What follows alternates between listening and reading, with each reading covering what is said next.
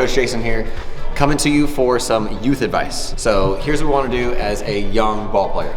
We need to learn how to pitch properly. We know that arm issues are on the rise, and that is mostly because of poor mechanics. And the issue is lack of knowledge.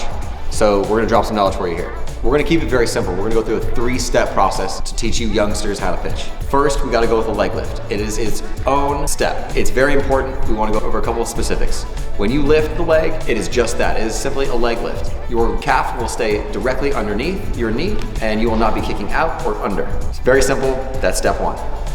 Step 2 is gonna be from this position, we're gonna turn ourselves into the letter X. We're gonna make sure that a couple things happen. We're gonna make sure that we point our glove, our foot, and our head straight at the target. If we're not lined up to the target, we can't expect to hit the target. Once we land that foot on the ground, we have to immediately have our hips turn. So the sequence is gonna be very simple. It's gonna be, we're closed and hips are turned. Some important things to think about when you're in the letter X position is that your head is locked on your target and that your elbows are in a straight line through the shoulders and through the body. Can't have sad elbows, which will cause us to turn and twist and put too much pressure on our elbow and our shoulder. We've got to make sure that your elbows are in line with each other, and then we get to step 3. Step 3 is our favorite part. That's why we showed up to this party. Hips are turned, arms are up, and we get to throw. Here's the most important part though.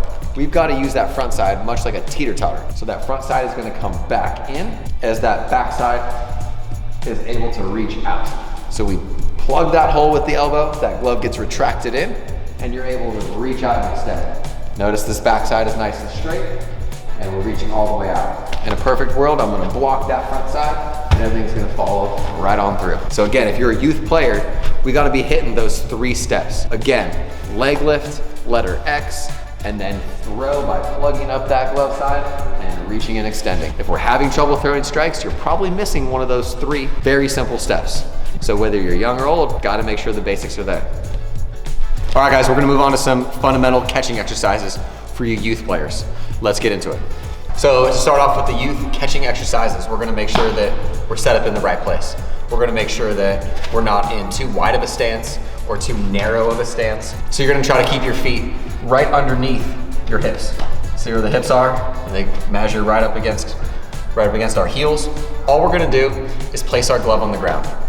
Now the coach or a friend or your mom or your dad, someone's gonna toss the ball and the catcher's gonna learn to work up from the ground. And we're gonna make sure that we're not lifting too much.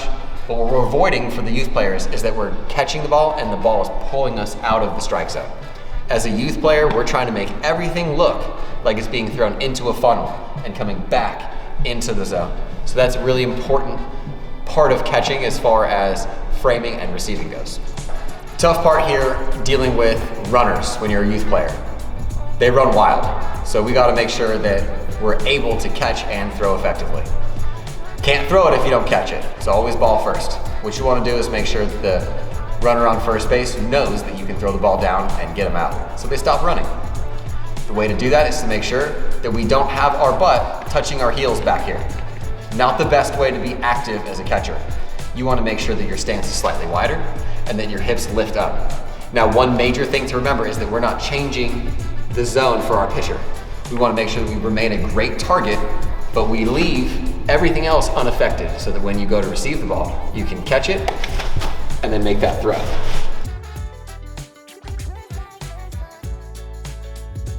In conclusion, as a catcher, you are inches away from a swinging metal bat. So safety is a main priority for us. We gotta make sure a couple things happen. Number 1, you keep your bare hand safe. It's not protected, there's no gear on it. So we gotta make sure that we're hiding that behind the body. A lot of guys will kind of be out here. That's a dangerous spot. Make sure you're hiding that hand behind you, and then if you need it, you're able to pull up and make that transfer. So we're not getting into our hand. Additionally, you wanna make sure that you're not stabbing at the ball when you go to catch. You're gonna get your glove hand way out here, the bat's gonna come through and smack you in the back of the hand. I've seen it happen firsthand. Don't wanna have that occur in a baseball game, especially with you youth players. Thanks for watching our pitching and catching drills for youth players. Make sure you guys like, comment, and subscribe. Give us some ideas and some of the things that you guys wanna see us do. We love hearing from you, and keep working hard, keep playing hard. We're out.